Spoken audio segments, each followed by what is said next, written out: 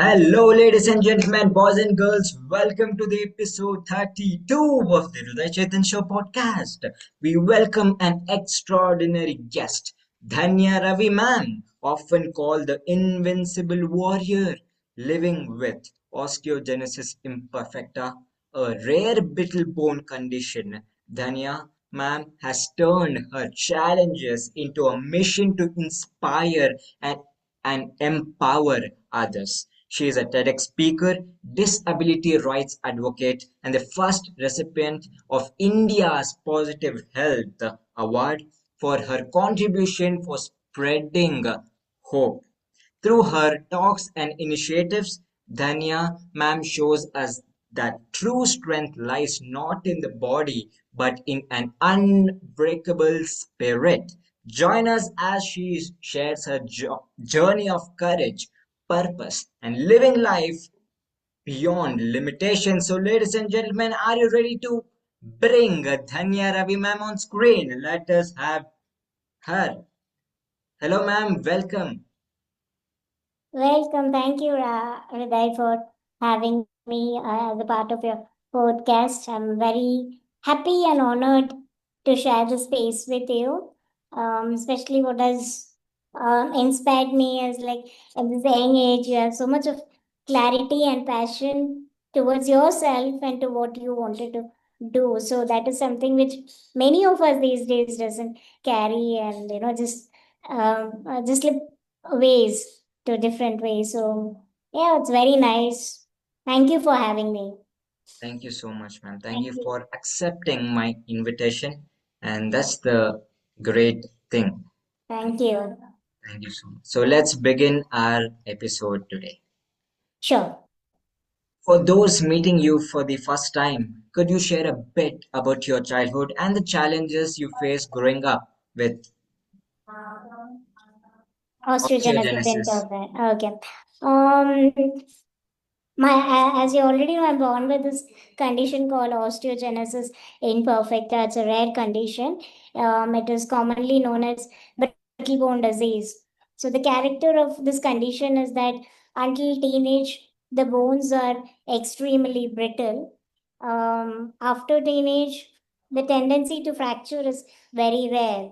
So I think I, as a person, have gone more than hundreds of fractures within the 15 years of time from my birth. And I think uh, in our human journey, I mean, in our life cycle, one of the most beautiful phase of life is childhood. So my childhood has always been spent in my room or in the hospital walls most of the days. And currently, I work with an organization called Enable India, and I also volunteer for other disability group organizations and also assist individuals in whatever way I can as volunteering. Right. Awesome. So, how would you describe your childhood in a few words, happy moments? Um, I mean, there are many things. I mean, like I said, it was not an easy way of going around. Although there was a side of it with medication and sleepless nights. Maybe the happy moments, or when I look back, I think the part of my growing up was one is having a mentor, having a teacher come home and teach me almost every day. So I had a neighboring auntie who came home and taught me for 10 years voluntarily.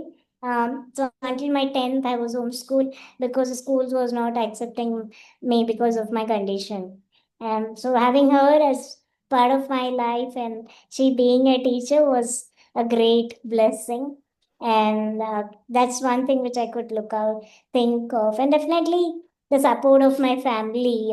Because as I early said, the character of the condition is like till 15 years or 16 years, bones are extremely fragile, and anything I would need a lot of assistance. So I think my mother especially has been a great support in nursing me and helping me groom and all of that. And it was a very beautiful experience. I also had some neighboring friends who used to come home and play with me some board games.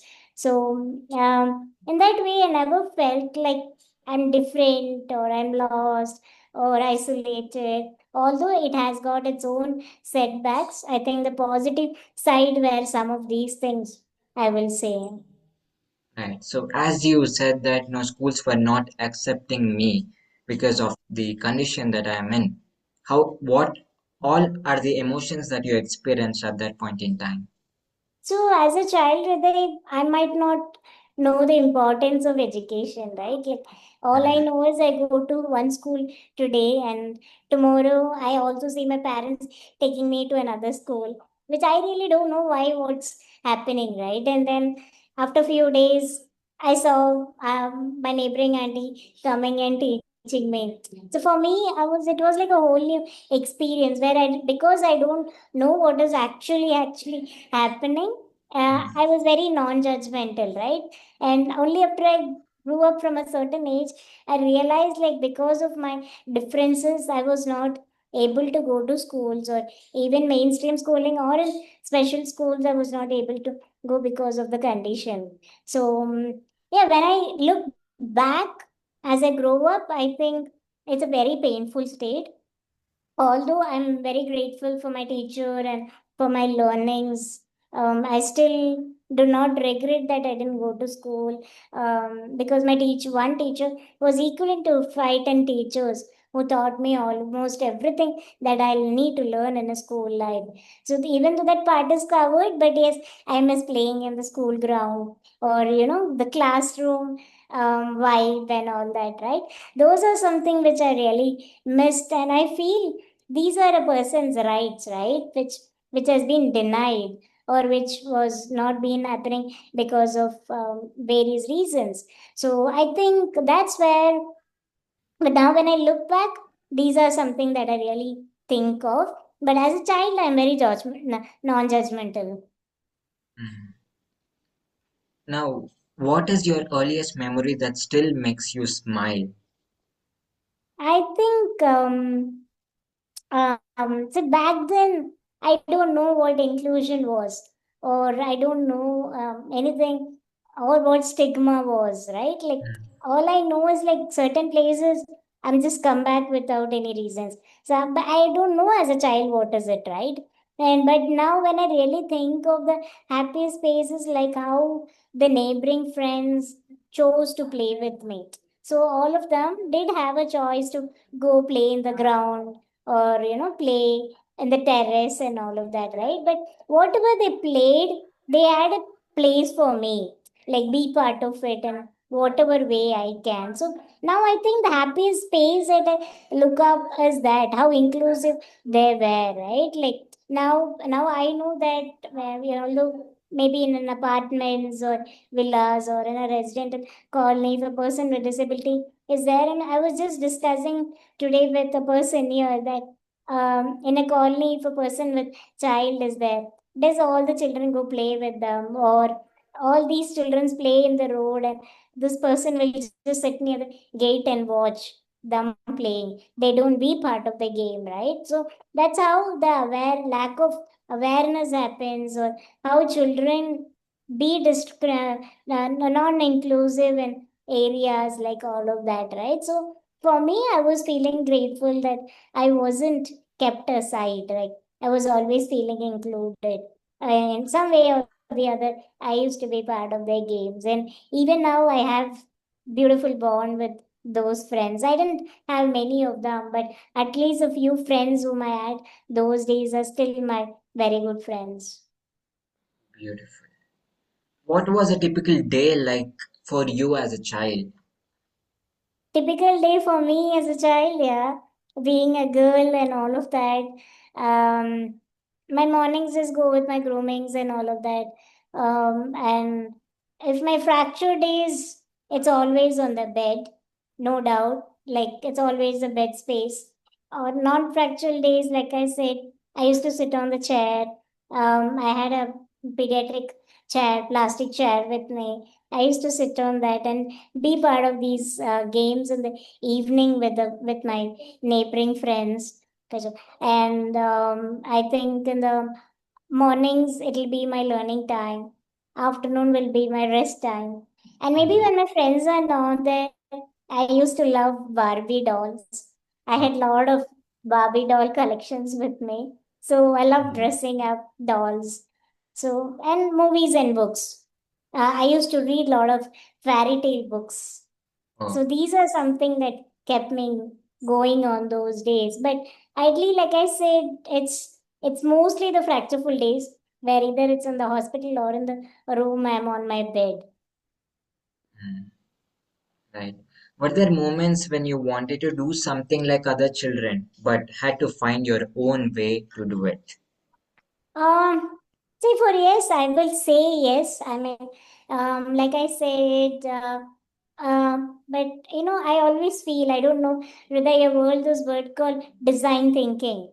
Mm, Nowadays, we use design thinking or infrastructure, universal design. These are some of the phrases that we uses for inclusiveness, right? Like to feel included. So I think for me, I don't have big dreams like climbing a tree or a mountain like others. I don't have those things, but at least the basic things, right? Like managing my own needs, probably in my own room, managing my own stuff. This could be one of those things, and I'm able to find some solutions on that. mm. Wow. What was your favorite childhood game or hobby? Sorry. Sorry on this. Your question? Yeah, what was your favorite game or hobby? Like I said, Barbie dolls and movies, books, Mm. these three things, yeah. Yeah. Do you remember the first book that you read? The Panchatantra, Twinkle, these are the books that time and lot of fairy tales. Snow White and Seven Dwarfs, Rapunzel, all those Arabian Nights. Mm. Can you share a childhood incident that taught you an important life lesson? um, Firstly, I'm a very safe person. I don't jump into things.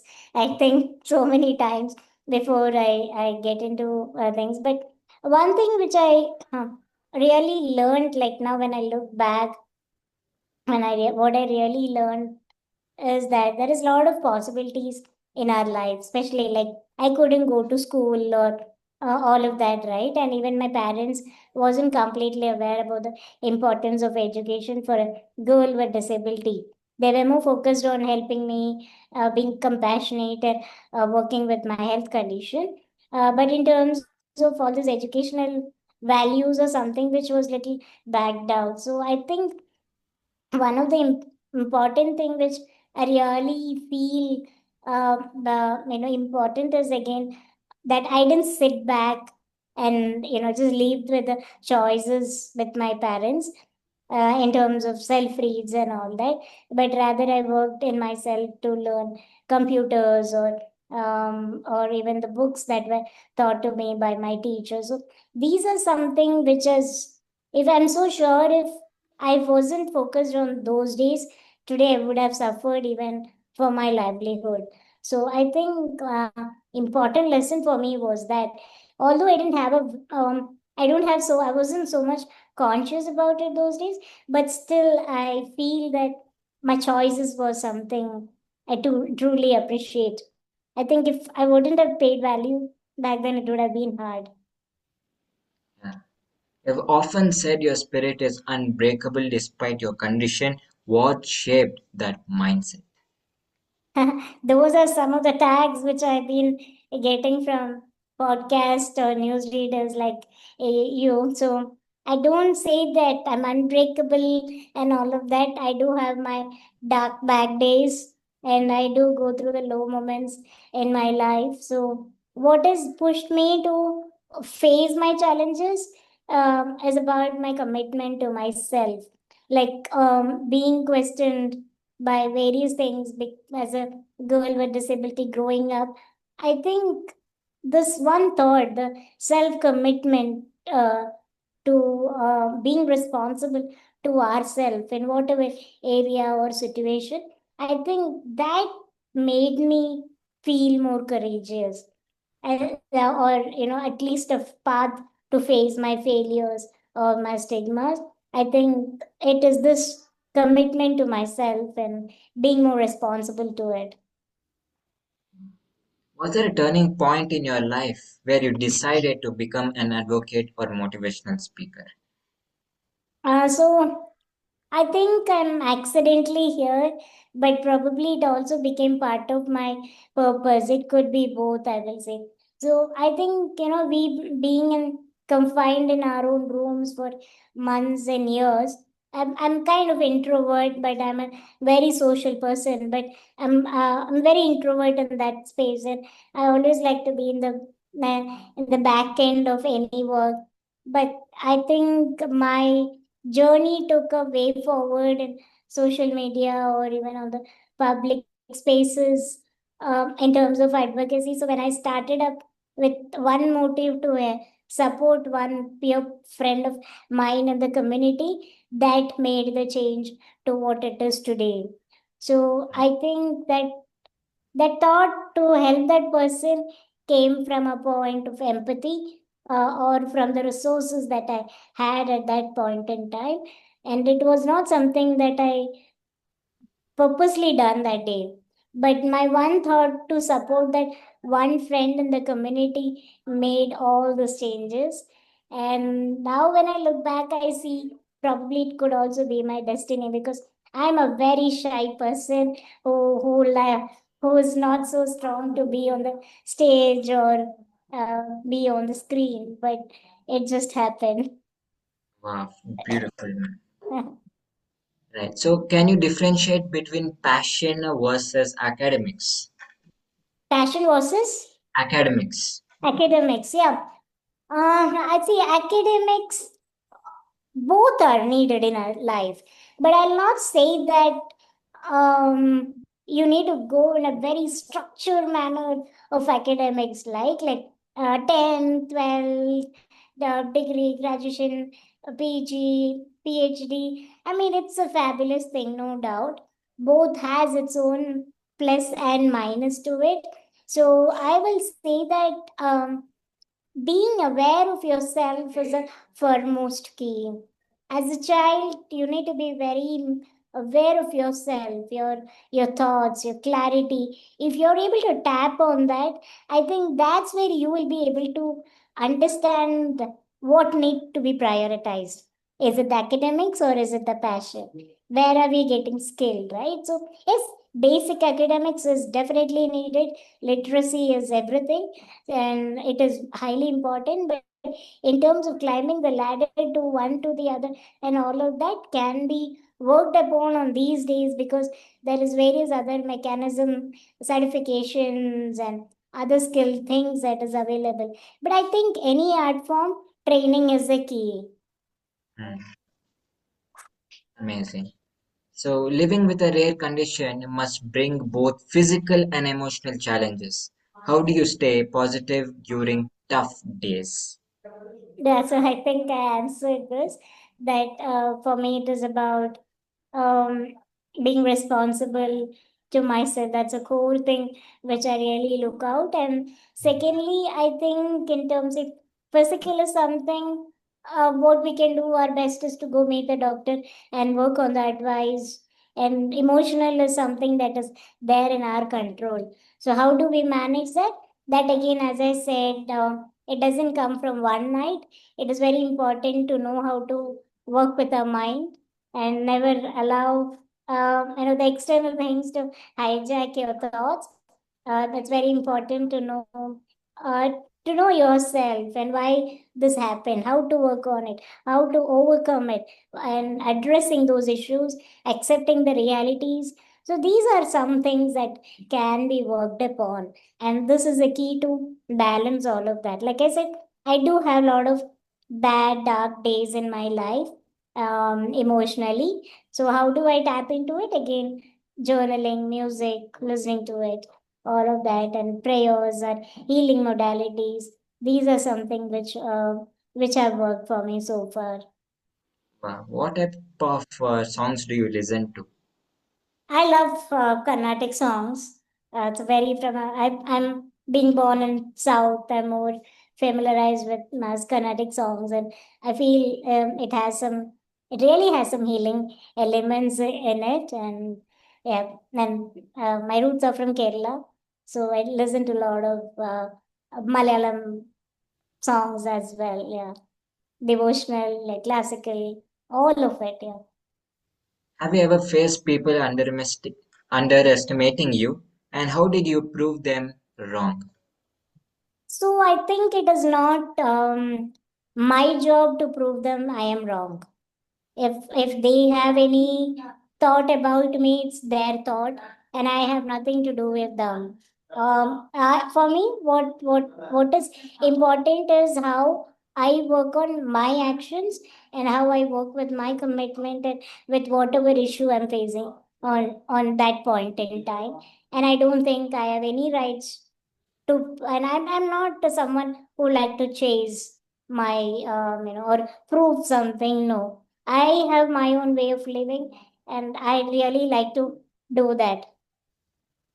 Right. So when you bought the word rights, let's move on to this. What does true independence mean to you, not just for a nation, but for an individual? What does I'm sorry, I just lost your question.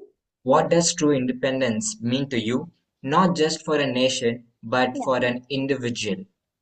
So for me, independence, um so I'll be there. Okay, let me give you a clear storyline here for better understanding. I believe that any being in this earth are, we're all connected with one thing or the other, be Hmm. it an animal or be it human. And let's focus on the human right now with an example like how we plant a tree.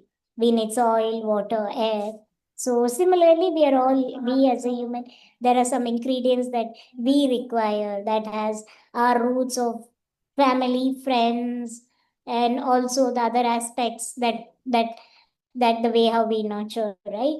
In all these branches, I think what works for me as independence is about each of us holding a capacity to choose what we want, work on what we want, and accept those, whatever, be it a success or a failure. It's about we owning it, right? So the point when you're able to make a choice for your own and working on your choice, that is true independence. Yet also having the branches within us, be it our family, our friends, all of that. So I think we also are part of a beautiful law. We have, right? Like 18 years and above 18 years. I think these are all made part of all these elements, right? So for me, independence means someone who are able to take their own actions, choice of freedom in whatever. But the whole idea is you being responsible to it. So it having all these branches connected to us. If you could give one message to the youth of India this Independence Day, what would it be? So I'll just share from an experience these days. Um, Recently I went to a mall and I went to a wheelchair accessible washroom.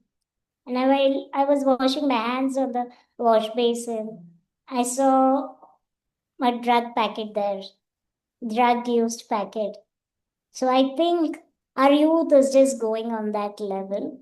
So I think it's very, very important that today we are living in a world where a lot of privileges are there and a lot of innovations can be made.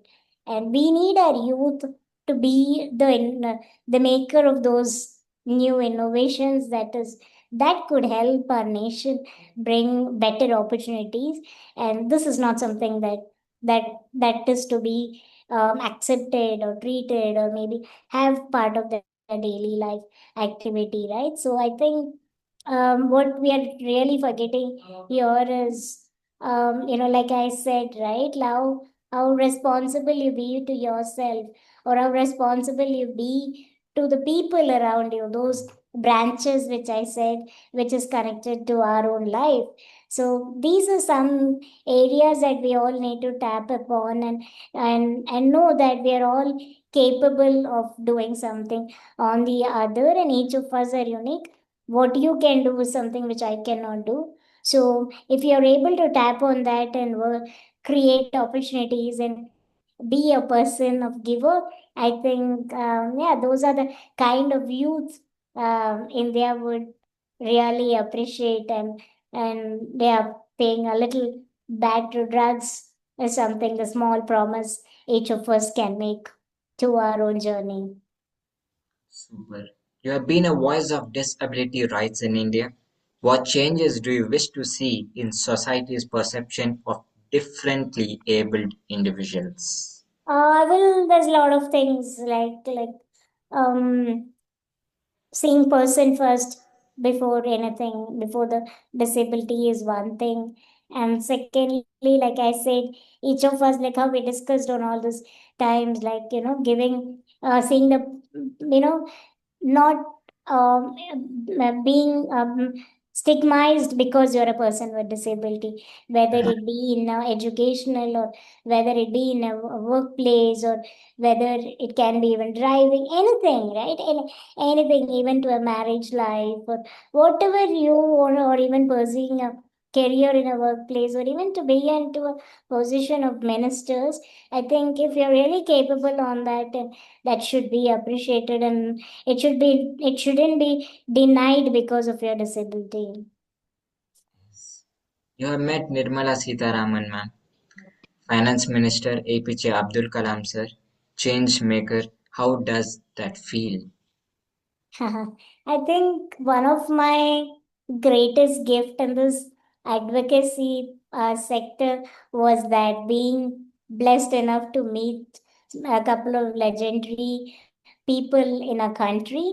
I think meeting Kalam sir is something which I never thought that I could do it, and I'm really grateful to my friend who's like my brother to me as a journalist, Dr. Anant Krishnan. He was, so when in one of those interviews, I said my aspiration to meet Kalam sir as a dream, and he worked out that plan for me. And I think I met Kalam sir in his last visit to Bangalore. I met in Raj Bhavan. We did have a lot of time to have conversations, and we did talk about, he had told this to me that, like, problems keep coming and you should just face it and not tangle with it, right? So that is something which I really resonate. And the moment when I met Nirmala Sitaram ma'am was again another beautiful moment. Like, my catch up with her was to address the challenges of our infrastructure and accessibility issues that currently we face in Bangalore. Like, we have a lot of accessible cabs where wheelchair users can get into the cab on their own, but the charges is highly something which most of our middle class family cannot afford. So working on accessibilities, or giving some inputs was my role there. So she's been very humble enough. I loved her humiliation in terms of addressing all of our problems. Yeah. What role do friends, family, and community play in empowering people with disabilities? I think they are the essence of any of us to be known in a larger way. If my father and mother or the entire family did not support me in terms of my education, or even accept me as their daughter, I wouldn't have been talking to you now. So the role what a parent can play is about uh, treating the child with special needs just like another son or daughter without disability. It should be given an equal way of nurturing. Understand there is a lot of differences that the person holds, but their rights and their emotions and the all of the other aspects is as equivalent to other persons in the society. And friends, mentors, play another role in terms of many ways, especially when my parents, when a special child is born, no parent are going to be emotionally strong, right? So educators, therapists, trainers, community workers, the doctors as well, their role is to educate the parents in terms of how the person with disability as daughter or a son can be nurtured. And it's a huge place, it's a huge role, because it's a lifetime relationship between the parent and the child, and all of us can do that role.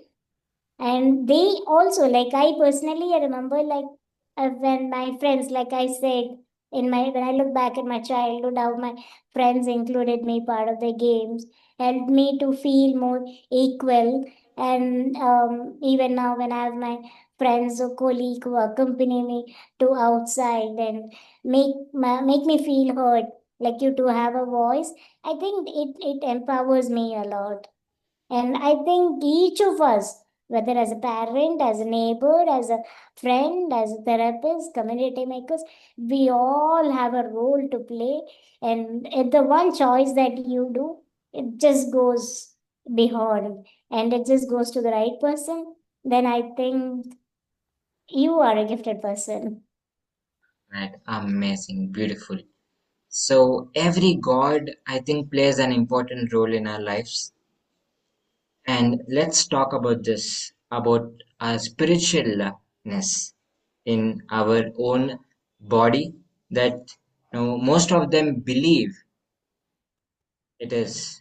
Krishna is often seen as a symbol of joy and playfulness.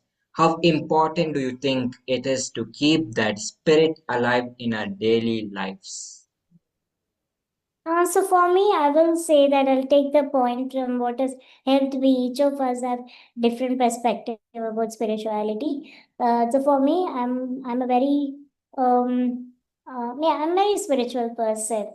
And coming to this point, like, I always, like, each time when I fail, or probably how I feel grounded, is there is this saying from Mahabharata, right? Like, Karamanyavadi Karaste. I'm sure all many of you know. So we all have the right to work, and never to the fruits. And this helps me a lot to be grounded. I think I almost listen to the saying many times, and especially, like, these are the secrets, or, like, there is lots of any holy books that you take, right? Like, not just Mahabharata, I will say that any holy books that you take, all these sayings help us to face life's challenge a lot.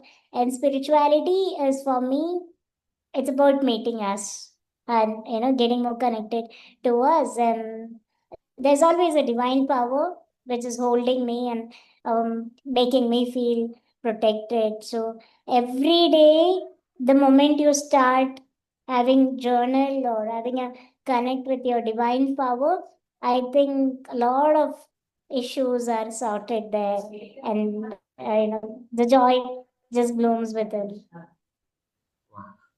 In the Bhagavad Gita, we say that it has all the solutions for all the problems in the life. Krishna talks about doing our duty without attachment to results. How can we apply this wisdom in today's busy world? I think it is the kind of habit, right? Like, see, anything that comes to our life is about the practice and habit. And, when I really believe, you go to temple every time, or you be part of so many satsang, or all these readings, and if you're not really able to embalm those to your own journey, then I think there is something that you really need to work upon. So, for me, it is about that.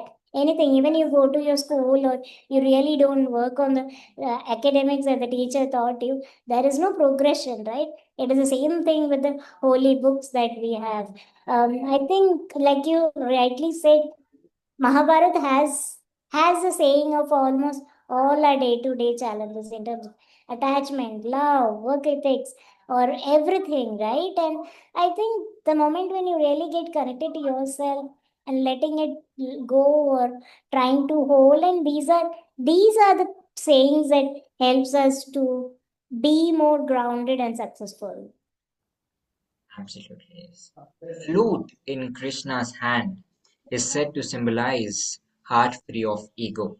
How important do you think letting go of ego is in finding peace? Um, it is very important to let go of ego.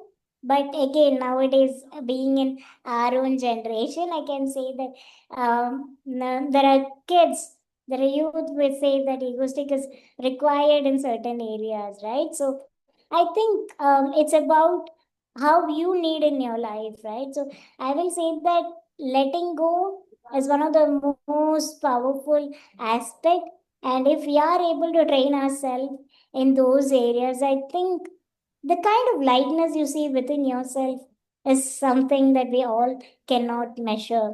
And for me, egoistic is something which I don't carry much with me. And a part of me carries because, yes, I'm a human, but I always try to work on things. Why do we need it? Why do we be egoistic? But it is also very important to know set boundaries. So there are other areas that we can work on by not being egoistic. That is like by setting boundaries, and also like we spoke earlier, being aware with ourselves, knowing the importance.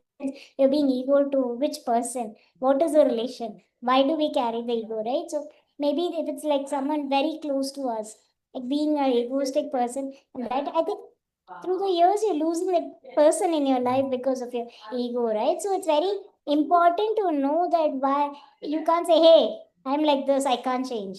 So I think, okay, then be okay to lose people. That's the other term to that, right? So those are the differences of being egoistic. If you could go back and talk to your younger self, what advice would you give her? I will say that learn to speak for yourself. Mm, So I think as a youngest self of mine as a girl, I had a lot of adjustments.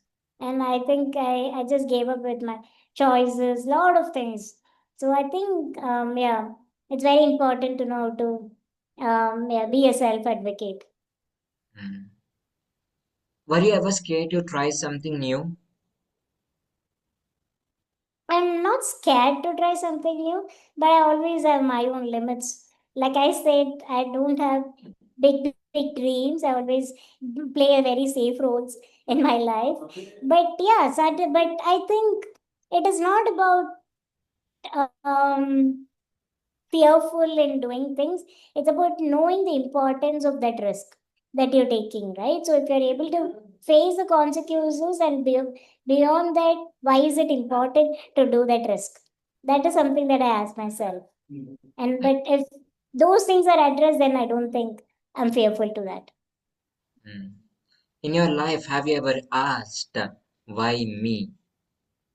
So that is something which I really feel very blessed with. Although all these challenges which I went through, I have never asked once that why me? Why am I going through all this? I think that's where all those spiritual learnings or being openful, being mindful, all of these things have helped me a lot in that area. That I never wanted to ask myself why me. Yeah.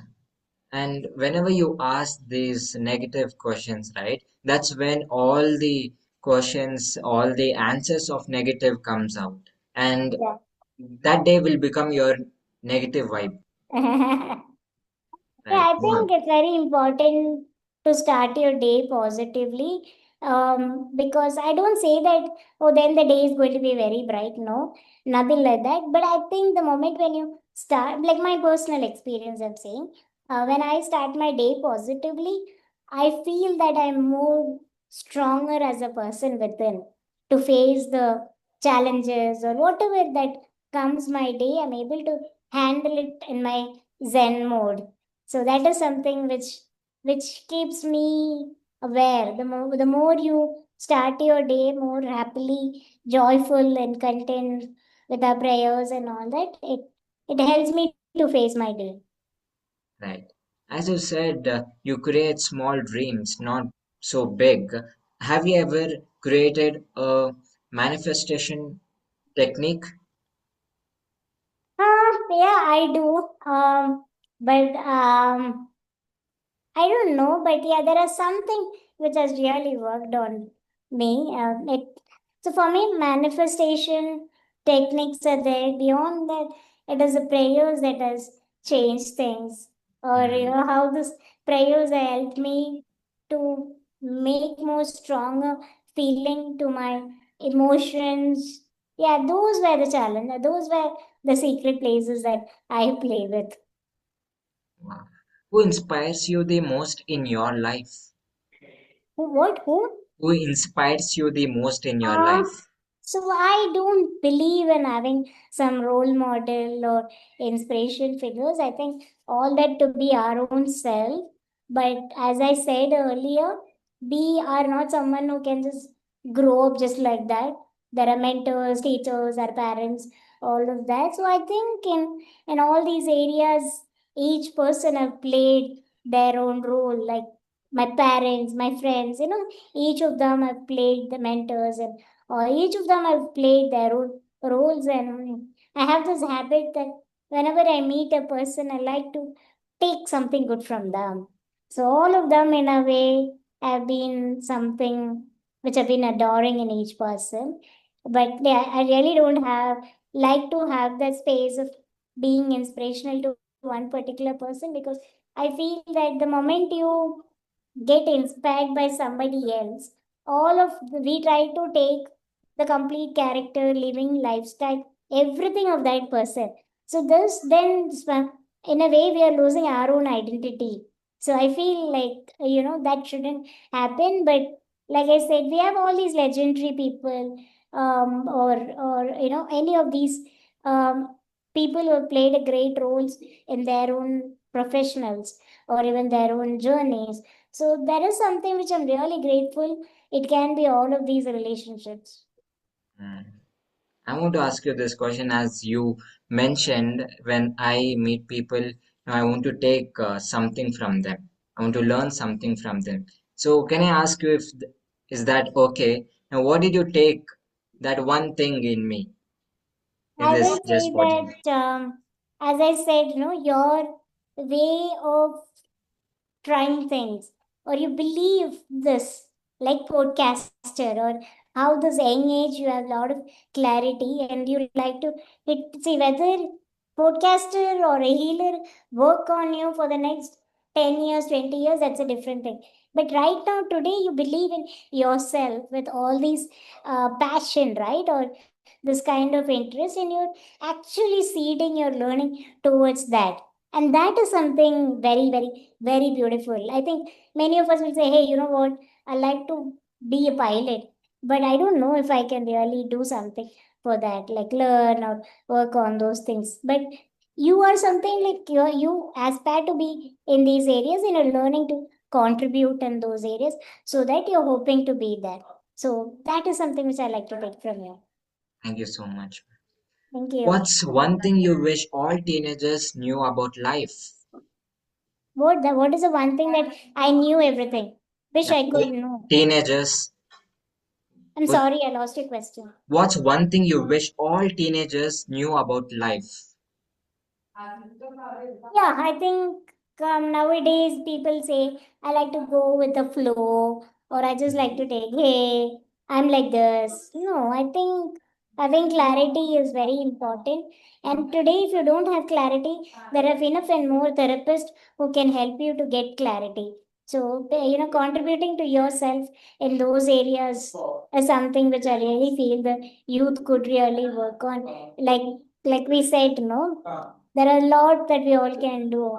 And why do you want to just leave this human life just like that, when you're able to do so many things, not just for yourself, but even for others who require you? Mm, right. If a teenager is going through a tough time right now, what's your best advice for them? please talk it out. Try, you must have a trusted person in your life. Or even when you believe, okay, you can't trust anybody or you don't have a friend, that's where I said we have therapists or enough and more legal cells which can help you out. So any issues that you go, please do not suffer to yourself. And self identity and dignity is very, very important. Respect, so you don't have to suffer on yourself. And the more you're able to share and work together, that's where changes happen. Wow, how is your life now? That's very beautiful. Wow, beautiful. So now, when we have arrived to the end of this episode, we move on to the last part, that is rapid questions, so one Okay. round. So Okay. let's begin right now. Are you excited, ma'am? Yeah, I'm also nervous. What are you going to ask me? Morning person or night owl? Morning person. Favorite childhood snack? Favorite childhood snack? So, like I said, I come from Kerala. I like something called Eleyada. Okay. One word your friends use to describe you. I don't know. One word that you describe yourself. um, Again, I don't know. Maybe Instagram. happy or joyful person or something like that. Hmm. Instagram or YouTube. Insta. Dream travel destination. It depends upon the pocket money. A song you can listen to on repeat. I think a lot of Carnatic songs are there. Texting or calling. Calling, Vacholu. Favorite movie of all time. Hmm.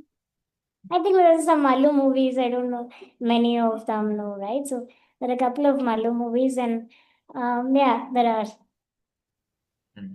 Pizza or ice cream. both. If you had to choose one.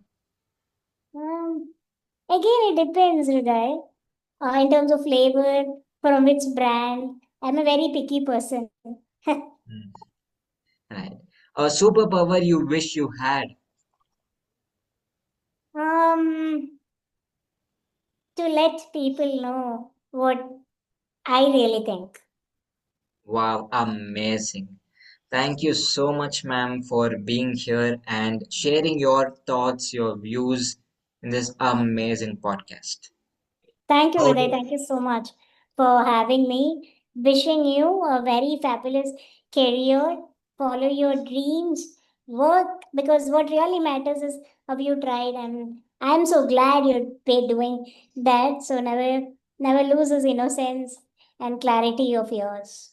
Yeah, thank you so much, ma'am. So, what's the last message you would want to give me and also the audience? I think to you, I already gave to that listeners. I would really like to thank them for watching our show, and never let the fire in your eyes die.